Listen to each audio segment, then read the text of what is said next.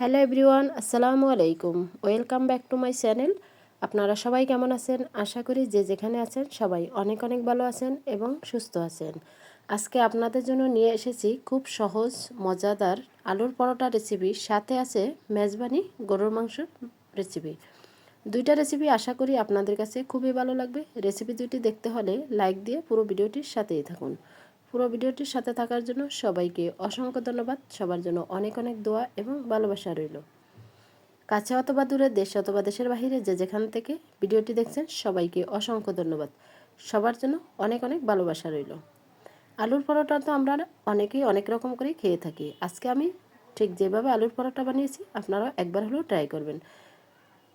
কথা না বাড়িয়ে চলে যাচ্ছে মূল রেসিপিতে। এখানে আলুর পরোটা বানানোর জন্য 2টা কাঁচামরিচ এবং অল্প পরিমাণে ধনিয়া পাতা নিয়েছি, আর 3টা আলু সিদ্ধ করে নিয়েছি।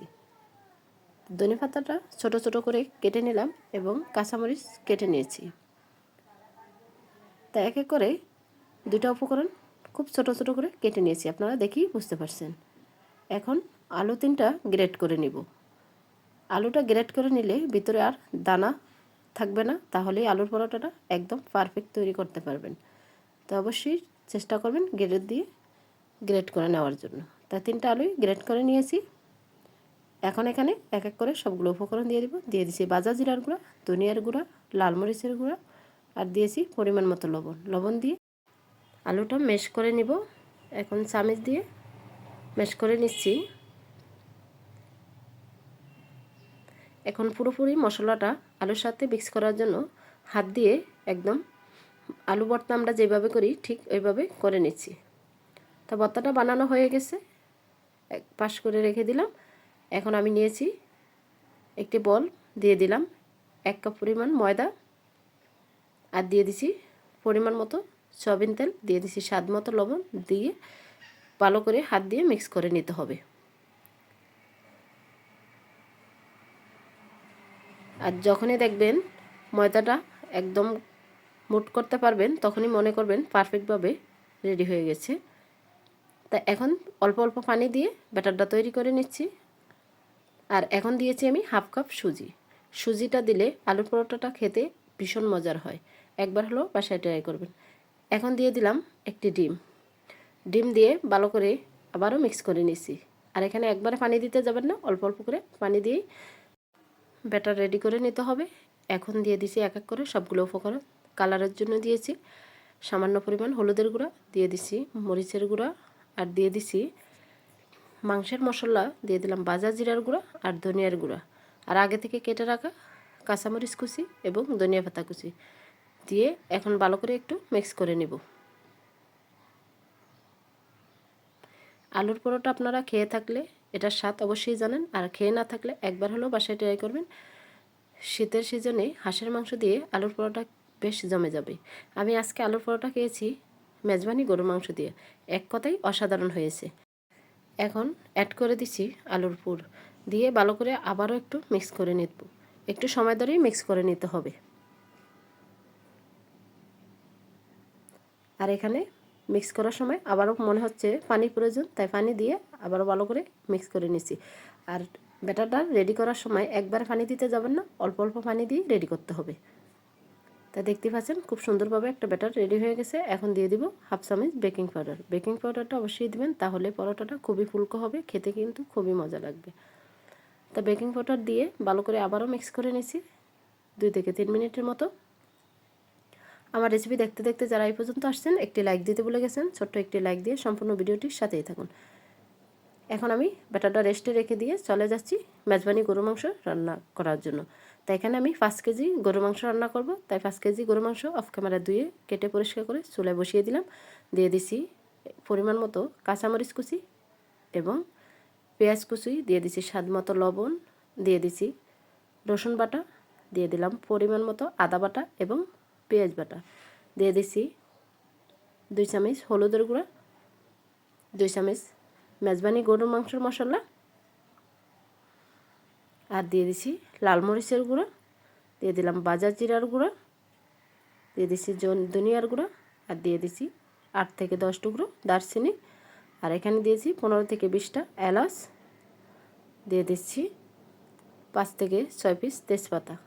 এক এক করে সবগুলো উপকরণই দিয়ে দিছি। আজকে মেজবানি গরু মাংসটা রান্না করছি সম্পূর্ণ পানি এবং তেল ছাড়া। তেল এবং পানি ছাড়া কীভাবে রান্না করছি আপনারা ভিডিওটি শেষ পর্যন্ত দেখলেই বুঝতে পারবেন।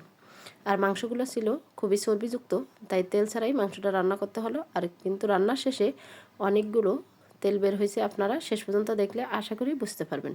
আর মেজবানি গরুর মাংস পছন্দ নয় যে এরকম মানুষ খুঁজে খুবই কম পাওয়া যাবে। মেজবানি গরুর মাংস আমাদের সবারই পছন্দ। তার সাথে যদি হয় আলুর পরোটা, তাহলে তো কথাই নেই। শীতের সকালে এবং বিকালে বেশ জমে যাবে। একবার হলেও বাসায় ট্রাই করবেন। গরুর মাংস না থাকলে সমস্যা নেই, হাঁসের মাংস দিয়ে দুর্দান্ত হবে। তাই একটু ভালো করে কষিয়ে নিলাম। এখন ঢাকনা দিয়ে ওয়েট করব 10 থেকে 15 মিনিটের মতো। 15 মিনিট পর ফিরে আসছি, ঢাকনা তুলে দেখিয়ে দিচ্ছি। দেখতেই পাচ্ছেন উপরে অনেকটাই তেল বের হয়েছে। আমি আবারও একটু কষিয়ে নেব। আর গরু মাংস রান্না করতে একদমই সময় লাগে না, একদম ঝামেলা মুক্ত একটা রান্না আমার মনে হয়। সব মশলা দিয়ে কষিয়ে বসায় দিলে জাস্ট মাংস রেডি হয়ে যায়। তা এখন আবারও 5 থেকে 7 মিনিটের মতো একটু কষিয়ে নিয়েছি। এখন আমি ঢাকনা দিয়ে রেখে দিব। আর এখানে কোনো পানি এবং তেল দেওয়া হয়নি। তা এখানে আমি ফিরে আসছি 10 মিনিট পর। 10 মিনিট পর দেখতেই পাচ্ছেন মাশাআল্লাহ কালারটা কতটা লোভনীয় হয়েছে। আর মাংসটাও একদম রান্না কমপ্লিট হয়ে গেছে। আর মাংসটা সিদ্ধ হয়ে গেছে। এখানে কিন্তু এক ফোঁটা পানি এবং তেল দেওয়া হয়নি। কেউ বুঝতেই পারবেন না তেল এবং পানি ছাড়া যে আজকে গরুর মাংসটা রান্না করেছি। খেতে কিন্তু এক কথাই অসাধারণ হয়েছে। আমার বাচ্চারা খুবই পছন্দ করছে। আমার ছেলে যেহেতু মাদ্রাসা থেকে আসছে, তাই ছেলের জন্য এত আয়োজন। প্রতি মাসে 3 দিনের ছুটিতে আসে, আবার চলে যায়। তাই ডিসেম্বর মাস, সেই জন্য 5 দিনের ছুটি, শনিবারে বিকালে চলে যাব। আমার ছেলের জন্য সবাই দোয়া করবেন, আল্লাহ যেন একদিন বিশ্বজয়ী কোরআনের হাফেজ বানিয়ে দেয়। সেই আশাই আল্লাহর নামে 5 বছরের সন্তানকে মাদ্রাসায় দিয়ে দিলাম। এখন আলহামদুলিল্লাহ আমার ছেলে হিফজ করতেছে, দোয়া করবেন সবাই। ছেলেকে ছাড়া একজন মা কিভাবে যে বাসায় থাকে সেটা একজন মাই বলতে পারে। তো 1 মাস পর বাসায় আসে, সত্যি আমার খুবই ভালো লাগে। ছেলে আসলে আমার মনটাও ভালো হয়ে যায়। ছেলে চলে গেলে খারাপও লাগে, তারপরও করার কিছু নাই। আল্লাহর নামে যেহেতু দিয়ে দিছি, আল্লাহ একদিন বড় হাফেজ আলেম করে আমার বুকে ফিরিয়ে দিবে, এইটাই আমার আশা। যাই হোক, সবার ছেলে মেয়েদের জন্যই অনেক অনেক দোয়া এবং ভালোবাসা রইল। আর আমার ছেলেদের জন্য সবাই দোয়া করবেন। দেখতে দেখতে মাংসটা রান্না হয়ে গেছে, দেখতেই পাচ্ছেন।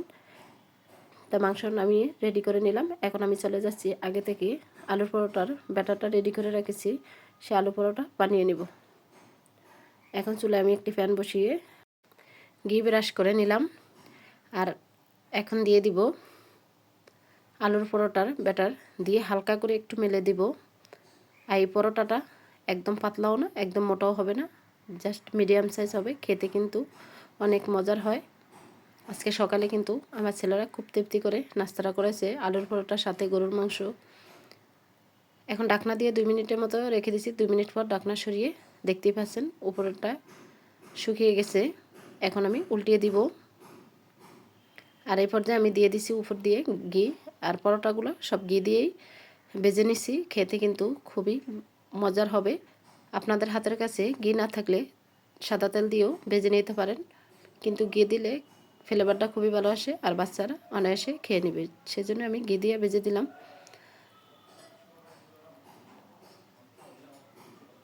তা আবারও উল্টিয়ে দিচ্ছি। আর কালারটা মাশাআল্লাহ খুবই সুন্দর আসছে। আশা করি আমার 2টা রেসিপি আপনাদের কাছে খুবই ভালো লাগছে। আমার চ্যানেলে নতুন হলে চ্যানেলটি সাবস্ক্রাইব করে বেল অন করে রাখবেন নিত্য নতুন রেসিপি পাওয়ার জন্য। আর নতুন বন্ধু পুরানো বন্ধু সবাইকে অসংখ্য ধন্যবাদ আমার পাশে থাকার জন্য। তা দেখতেই পাচ্ছেন একটি পরোটা ভাজা হয়ে গেছে, একটা প্লেটে তুলে নিচ্ছি। আপনাদের সুবিধার্থে আমি আরেকটা পরোটা বেজে দেখিয়ে দিচ্ছি।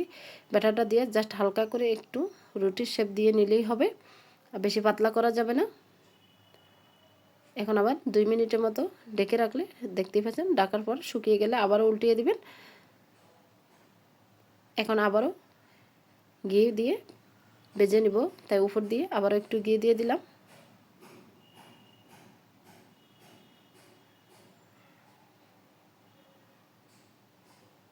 এখন আবারও উল্টিয়ে দিচ্ছি, আবারও এই পাশেও 1 চামচ ঘি দিয়ে দিব। এক এক করে এইভাবেই সবগুলো পরোটা ভেজে নিছি। এখানে আমার 8 পিস পরোটা হয়েছে। আপনারা বেশি বানাতে চাইলে সবগুলো উপকরণ বেশি নিয়ে বানাবেন। তাই একটু চেপে চেপে ভেজে নিলে খেতে কিন্তু খুবই ভালো লাগবে, একটু ফুলকো ফুলকো হবে এবং মুসমুসে হবে। আর এই আলুর পরোটা বানাতে অবশ্যই সুজিটা দেওয়ার চেষ্টা করবেন, তাহলে একদম মুসমুসে হবে। তাই এক এক করে সবগুলো ভাজা কমপ্লিট হয়ে গেছে, প্লেটে তুলে নিলাম। এখন পরিবেশন করে আপনাদেরকে দেখিয়ে দিচ্ছি কতটা লোভনীয় হয়েছে। আলুর পরোটা, সাথে ছিল মেজবানি গরুর মাংস। আর চট্টগ্রামের ঐতিহ্যবাহী মেজবানি গরুর মাংস সবারই কম বেশি পছন্দ, তাই পরিবেশন করে নিয়েছি আর ছেলেদেরকে খেতে দিছি। আজকের মতো এখানেই বিদায় নিব। আবারও দেখা হবে আপনাদের সাথে নেক্সট কোনো রেসিপির সাথে। ততক্ষণে আপনারা সবাই ভালো থাকবেন, সুস্থ থাকবেন, নিজের খেয়াল রাখবেন, পরিবারের খেয়াল রাখবেন। আসসালামু আলাইকুম, আল্লাহ হাফেজ।